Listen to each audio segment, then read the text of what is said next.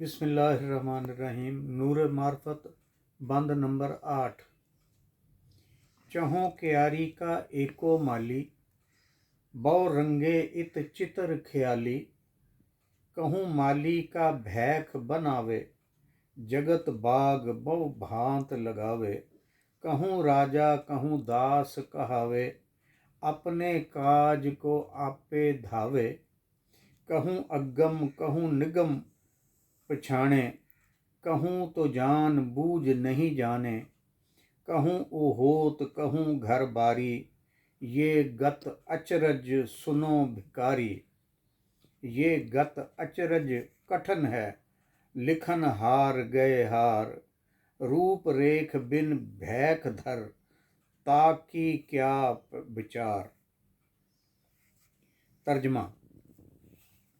चारों सहाबा किबार रिजवानुल्लाह ताला अलैहिम अजमईन जो कायनात के बाग में फूलों की क्यारियां हैं, उनका माली बागबान एक ही है। इस माली ने आलम के बाग को बहुत रंगों से सजाया है।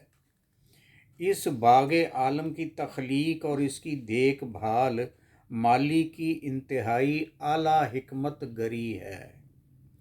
अल्लाह ताला अपनी अनगिनत शानों से मौजूदात में ज़हूर फरमाता है। कहीं बाग़े आलम के माली का रूप धार कर ज़ाहिर हो रहा है और इस आलम मौजूदात के बाग को अनगिनत तरीक़ों से वजूद बख्शता है। यहाँ सारी अनवा व अक़साम मौजूदात हैं, मज़ाहिर हैं, फ़ितरत की बू कलमुनी है। कहीं राजा और हुक्मरान का रूप है, कहीं ग़ुलाम के भेस में ज़ाहिर है। अपने काम यानी अपनी रबूबियत के कारखाने को खुद ही चला रहा है।